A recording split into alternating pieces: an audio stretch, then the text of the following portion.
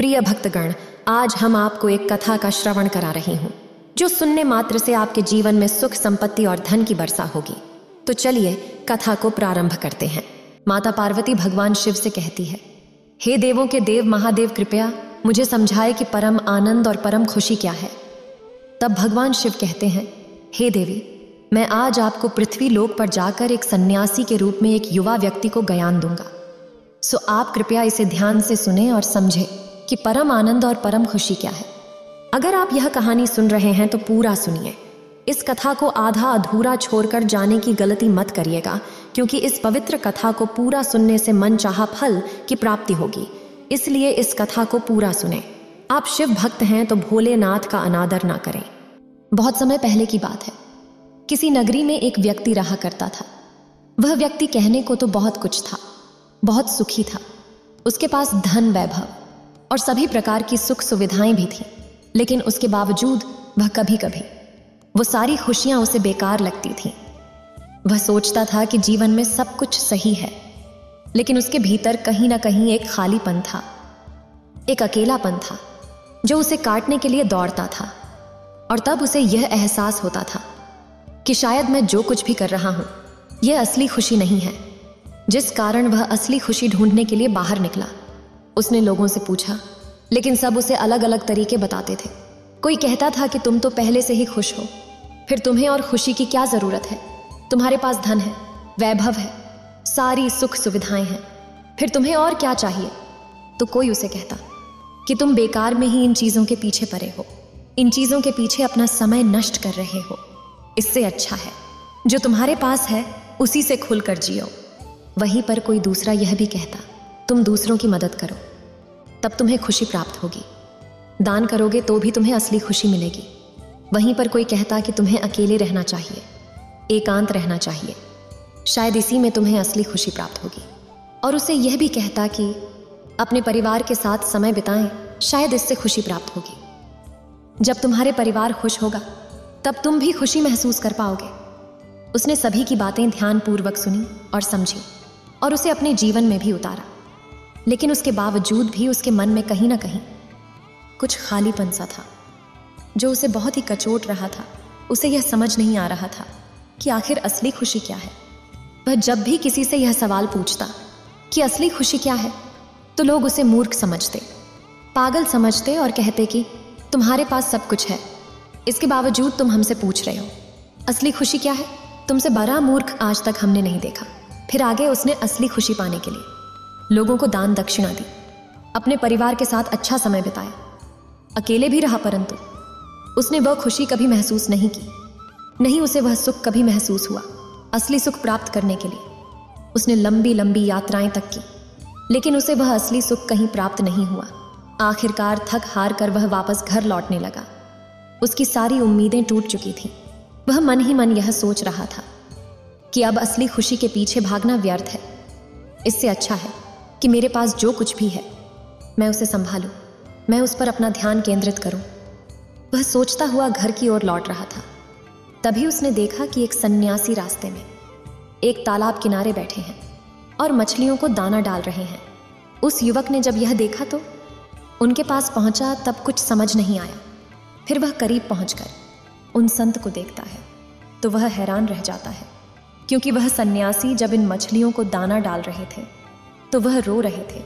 उनकी आंखों से आंसू बह रहे थे। ये देख वह उन संत के और करीब पहुंचा। उन्हें प्रणाम करके वह कहता है, हे महात्मा, अब इन मछलियों को दाना डालते हुए रो क्यों रहे हैं? आखिर क्या बात है? क्या आप इन्हें दाना डालना नहीं चाहते, या आप इन्हें जबरदस्ती दाना डाल रहे हैं? आप क्यों दुखी हैं? इस पर वह संत मुस्कुराने लगे और उस युवा से कहते, नहीं नहीं, मैं दुखी नहीं हूं, बल्कि मैं बहुत खुश हूं। मेरा मन आनंद से भर गया है, जिस कारण खुशी के मारे मेरी आंखों से आंसू बह रहे हैं।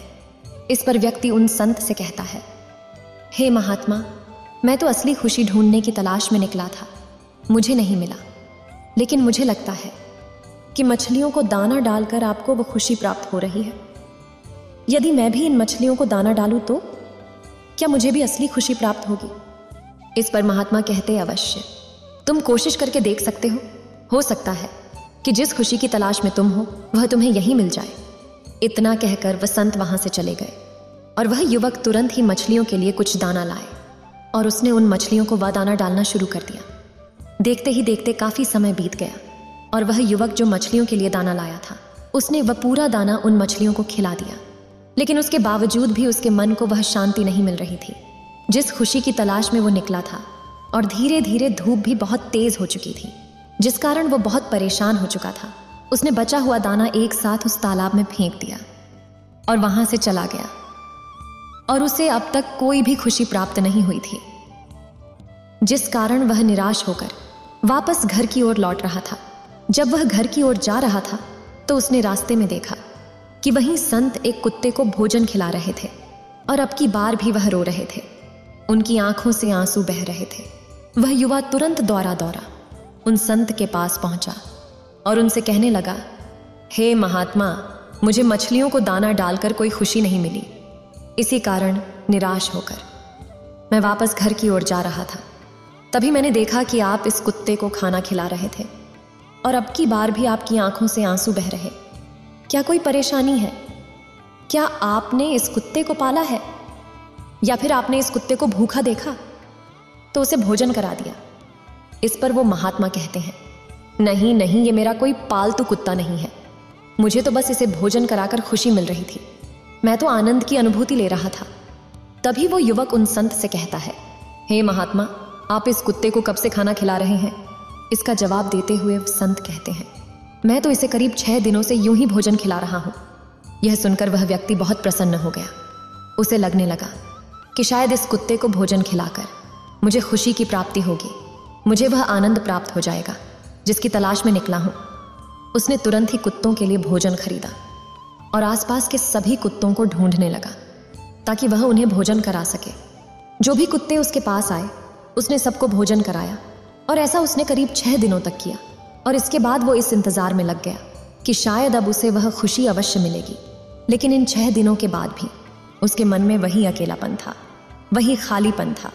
उस व्यक्ति ने जहां से अपनी यात्रा शुरू की थी वो अभी भी वहीं अपने आप को वही महसूस कर रहा था। उसने 2-3 दिनों तक और इंतजार किया, इस उम्मीद में कि शायद हो सकता है कि मुझे थोड़ी देरी से खुशी प्राप्त हो, लेकिन होगी अवश्य। लेकिन जब 2-3 दिनों बाद भी उसे किसी तरह की कोई खुशी न मिली तो उसके मन में क्रोध उत्पन्न होने लगा और वह क्रोधित होकर उन संत के पास पहुंचा और उसे कहने लगा, हे महात्मा, आप मुझसे अवश्य कुछ छुपा रहे हैं। आप मुझसे असली बात नहीं बता रहे, जिस कारण मैं भी खुशी को प्राप्त कर सकूं, मैं भी उस आनंद की अनुभूति ले सकूं। इतना कहकर वह वहां से चला गया। उसने मन ही मन यह तय किया कि अब मैं उनका पीछा करता हूं और देखता हूं कि ये क्या करते हैं, कैसे करते और इन्हें वह खुशी कैसे प्राप्त होती है। वह रोज रोज उनका पीछा करने लगा, छिप छिप कर यह देखने लगा कि वह क्या और कब कैसे कर रहे, वह कब और कहां जा रहे हैं। ऐसे करते करते कई दिन बीत गए। तभी उसने एक दिन देखा कि वह संत आकाश की ओर देख रहे हैं और आकाश में कई सारे रंग बिरंगे पक्षी उड़ रहे हैं। उन्हें देखकर वह बहुत प्रसन्न हो रहे हैं, मन ही मन मुस्कुरा रहे हैं। वे बस आकाश के उन पक्षियों की ओर देखे जा रहे हैं। ये देखकर उसने भी आकाश के उन पक्षियों की ओर देखना शुरू किया। कुछ देर देखने के बाद उसे कुछ भी समझ नहीं आया कि आखिर वे क्या कर रहे। तब उसके मन में यह प्रश्न उठा कि उनसे एक बार पूछ कर देखता हूं कि वे मुझे क्या जवाब देते हैं। वह तुरंत ही उन संत के पास पहुंचा और उनसे कहने लगा, हे महात्मा, मैं आपसे यह जानना चाहता हूं कि असली खुशी कैसे प्राप्त होती है और ये मुझे कहाँ मिलेगी। इस पर वह संत कहते हैं, असली सुख, असली खुशी, असली आनंद ये तुम्हें कहीं नहीं मिलेगा। तुम्हारे पास बहुत सारा धन है, सारी सुख सुविधाएं हैं, खुश प्राप्त करने के लिए वह हर साधन है, लेकिन ये सब तो तुम्हारे जीवन के लिए आराम की वस्तुएं हैं। लेकिन तुम मनुष्य इसी भ्रम में जीते हो, तुम इसे सुख समझते हो। यदि तुम किसी को दान देते हो तो बदले में तुम्हारा यह स्वार्थ होता है कि इसके बदले में तुम्हें कुछ अवश्य अच्छा प्राप्त होगा, और यह तुम्हारा अहंकार है ना कि खुशी। इस पर वह युवक कहता है, हे महात्मा, तो मैं क्या करूं? आखिर मुझे वह असली खुशी, असली आनंद कैसे प्राप्त होगा? इस पर वह महात्मा कहते हैं, मैं तुम्हें एक मार्ग दिखा सकता हूं, लेकिन इस पर तुम्हें चलना होगा। जाओ और लोगों की मदद करो, निस्वार्थ भाव से, बिना मन में कोई स्वार्थ रखे। यदि तुम ऐसा करते हो तो मुझे विश्वास है कि आज नहीं तो कल तुम्हारा मन करुणा से भर जाएगा, और तुम जब लोगों की मदद करोगे तो तुम्हारी आंखों से भी खुशी के आंसू अवश्य निकलेंगे। तुम खुशी से भर जाओगे, तुम्हारा मन आनंद से भर जाएगा, और जब तुम्हारा हृदय प्रेम से भर जाएगा तब तुम समझ जाना कि तुम्हें असली खुशी मिल चुकी है। उस युवक ने उन संत की बात मान ली, उन्हें प्रणाम करके वहां से चला गया। और जैसा कि उसे संत ने कहा था, लोगों की मदद करने के वह लोगों की मदद करना शुरू कर देता है।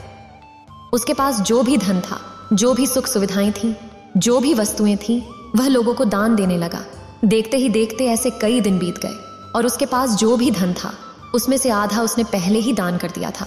अब उसके पास कुछ ही संपत्ति बची थी, और यह देखकर उसके परिवार वाले उस पर क्रोधित होने लगे, उसके खिलाफ हो गए। उसे बहुत समझाया, उसे कहने लगे कि लोगों को धन बांटने से कुछ नहीं होगा। यदि तुम इसी तरह से लोगों को धन बांटते रहे तो एक दिन वह भी जरूर आएगा जब हमें भी इन लोगों की तरह सड़कों पर भीख मांगनी पड़ेगी। तब उसके मन में एक और प्रश्न उठने लगा। वो यह सोचने लगा कि लगता है उन संत ने मुझसे झूठ कहा था। करुणा जैसा कोई भाव होता है, परम सुख जैसा कुछ होता है, ये सब व्यर्थ की चीजें हैं। इससे अच्छा तो मेरे पास जो धन है, मेरे पास जो सुख सुविधाएं हैं, जिनका मैं इस्तेमाल करके अपने जीवन को और भी सुखमय बना सकता हूँ। जब भी मैं किसी की मदद करता हूँ, किसी को धन देता हूँ, तो वह केवल धन्यवाद देता है, मुझे आशीर्वाद देता है, वह मेरी जय जयकार करता है, इससे ज्यादा और कुछ नहीं। वहीं दूसरी तरफ यदि मैं किसी की मदद न कर पाऊं तो वह मुझे अपशब्द भी कहता है, जिस कारण उसने खुशी पाने की आशा को छोड़ दिया और वह वापस अपनी राह पर आगे बढ़ने लगा। वह एक दिन अपना कार्य पूरा करके रात में जंगल के रास्ते होकर घर की ओर वापस जा रहा था। तभी उसकी नजर एक छोटे से बच्चे पर पड़ी जो भागता हुआ कहीं जा रहा था। तभी उसने देखा कि अचानक एक भेड़िए ने उस बच्चे पर वार कर दिया और वो बच्चा गिर गया, रो रहा है, चिल्ला रहा है, मदद की गुहार लगा रहा है। तभी वह व्यक्ति बिना कुछ सोचे समझे उस भेड़िया से भीड़ जाता है और काफी संघर्ष के बाद उस बच्चे को बचाने में कामयाब हो जाता है। लेकिन उस भेड़िए से लड़ते वक्त उस व्यक्ति को काफी जख्म भी आ गए थे, लेकिन उसने अपने जख्मों की परवाह न करते हुए उस बच्चे के जख्म को देखा, उसे अपनी गोद में उठाया और उसे लेकर तुरंत दौड़ा उन संत के पास पहुंचा। संत उस बच्चे को देखा, उसके घाव का इलाज किया, लेकिन इसके बावजूद भी उस बच्चे को होश नहीं आ रहा था। यह देखकर वो युवक अत्यधिक घबरा गया। वह बहुत रोने लगा, बिलखने लगा, उस संत के सामने हाथ जोड़ कर उनसे विनती करने लगा, हे महात्मा, कैसे भी करके इस बच्चे को बचा लीजिए, मैं आपके सामने हाथ जोड़ता हूँ, मैं आपका पैर पड़ता हूँ। जब वह यह कह रहा था तो उसकी आंखों से आंसू बह रहे थे। ये देखकर वह संत कहते हैं, जब तुम्हारे मन में करुणा जाग उठेगी तो तुम्हारी आंखों से भी आंसू बहेंगे, और ये इस बच्चे के लिए तुम्हारी करुणा भरी आंखें ही हैं। तभी वो युवा कहता है, हे महात्मा, लेकिन आपने तो कहा था कि जब मेरा मन करुणा से भर जाएगा तो मुझे खुशी की अनुभूति होगी, लेकिन मुझे तो दुख महसूस हो रहा है इस बच्चे के लिए, इस बच्चे की जान के लिए, और ऐसा दुख मैंने आज तक महसूस नहीं किया। तभी संत कहते हैं, इस दुनिया में ऐसी बहुत सी चीजें हैं जो वास्तविक तौर पर दुख नहीं है, लेकिन हम उन्हें दुख मानकर चलते हैं। मान प्रतिष्ठा का खो जाना, धन की चिंता, किसी का नाराज होना, अपना काम सही ढंग से ना हो पाना, किसी दूसरे से नफरत करना, ईर्ष्या करना, ऐसी कई चीजें हैं जो वास्तविक तौर पर दुख नहीं है, लेकिन हम इन्हें दुख मानकर ही अपना सारा जीवन इनसे छुटकारा पाने के लिए लगा देते हैं। किंतु जो तुम अभी महसूस कर रहे हो यही वास्तविक दुख है। लेकिन अब मैं कुछ नहीं कर सकता। इस बच्चे को लाने में तुमने बहुत देर कर दी है। अब इस बच्चे के स्वास्थ्य के बारे में हमें कल सुबह तक ही पता चलेगा, क्योंकि बच्चे का स्वास्थ्य लगातार गिरता जा रहा है, जिस कारण अब क्या होगा ये मैं भी नहीं जानता, लेकिन इस बच्चे की सही स्थिति हमें सुबह ही पता चल पाएगी। वह युवा व्यक्ति और संत दोनों रात भर उस बच्चे के पास ही बैठे रहे, यह देखने के लिए कहीं वो बच्चा अपनी आंखें तो नहीं खोल रहा, कहीं वो बच्चा अपने हाथ हिला तो नहीं रहा। लेकिन रात भर उन्हें ऐसा कुछ भी देखने को ना मिला, जिस कारण उस युवा का मन और बैठा जा रहा था। उसे ये एहसास हो रहा था कि उसने थोड़ी सी और जल्दी की होती तो शायद वो इस बच्चे को बचाने में कामयाब हो जाता। वो व्यक्ति मन ही मन अपने आप को कोस रहा था। ऐसे ही पूरी रात बीत गई और अगले दिन सुबह सुबह उस बच्चे ने अपनी आंखें खोली। जिसे ही ये पता चला कि उस बच्चे की स्थिति अब सुधर चुकी है। ये देखकर उस युवक के आंखों में आंसू आ गया और वो खुशी से झूम उठा। उसने तुरंत इस बच्चे को उठाया और गले से लगा लिया और ईश्वर का धन्यवाद किया। वो युवक आकाश की ओर देख रहा था और वह संत उसकी आंखों में देख रहे थे। उसकी आंखों से झरझर आंसू बह रहे थे। तभी वह संत उस युवक से कहते हैं, क्या हुआ? क्या तुम इस दुख को महसूस कर पा रहे हो? तभी वह व्यक्ति कहता है, हे महात्मा, ये दुख है या सुख ये तो मैं नहीं जानता, लेकिन मन ही मन मेरे अंदर करुणा उत्पन्न हो रही है, दया उत्पन्न हो रही है। मैं चाहकर भी अपने इन मासूमों को रोक नहीं पा रहा हूँ। अंदर एक आनंद है, एक अजीब सी खुशी है, और ये एहसास मैंने अपने जीवन में पहली बार किया है। तभी वो संत कहते हैं, यही वास्तविक खुशी है और ये हमारे भीतर ही रहता है, मगर हम कभी इस पर ध्यान नहीं देते। हम तो केवल बाहर की खुशी की ओर अपना ध्यान करते हैं, धन वैभव और तरह तरह की सुख सुविधाओं की चीजें इकट्ठा करते रहते हैं, लेकिन वास्तविकता में जिसे हम खुशी समझकर इकट्ठा करते हैं वही असली दुख है। उस व्यक्ति ने उन संत की ये सारी बातें सुनी, उन्हें प्रणाम किया और उस बच्चे के माता पिता की खोज के लिए निकल पड़े। उसने आसपास के लोगों से पता किया और जब उसके माता पिता का पता चला तो वो भी जाकर उनके बच्चे को सौंप देता है और वापस घर की ओर लौट जाता है। लेकिन उसके बाद उस युवा को ऐसा खुशी प्राप्त नहीं हुआ। उसने कई बार कोशिश की, कई बार प्रयत्न किए कि एक बार फिर वह उस अनुभूति को प्राप्त कर सके, लेकिन दोबारा उसे ऐसा अवसर कभी नहीं मिला और ना ही वह उस खुशी की अनुभूति को कभी दोबारा महसूस कर पाया, जिस कारण वो वापस उन संत के पास पहुंचा और उनसे कहने लगा, हे महात्मा, उस घटना के बाद से आज तक मैंने फिर से वैसी खुशी कभी नहीं अनुभव किया है। क्या मेरे अंदर से वह करुणा समाप्त हो गया है? क्या मेरे अंदर की वो दया खत्म हो गई? इस पर वो संत कहते, जब तुम उस बच्चे की जान बचा रहे थे तब तुम्हें क्या सोचा था? क्या तुम खुशी के बारे में सोचकर उसकी जान बचाने गए थे? इस पर वो व्यक्ति कहता है, नहीं नहीं महात्मा, मैंने तो ऐसा कुछ भी नहीं सोचा था। मैंने तो जब उस पर हमला होते हुए देखा तो मेरे मन में एक अजीब सा दुख उत्पन्न हुआ, जिस कारण मैं उसकी मदद करने वहां पहुंच पड़ा और मुझसे जो कुछ हो पाया वह मैंने किया और उसी भावना के कारण मैं उसकी जान बचाने में सफल रहा। तभी वह संत कहते, तो बस तुम्हें तुम्हारा जवाब मिल चुका है। खुशी पाने की आशा छोड़ दो, खुशी को खोजना छोड़ दो, बल्कि अपने ऊपर ध्यान दो। अपने आप को जानो, अपने आप को खोजो। तुम कहाँ हो? क्या कर रहे हो?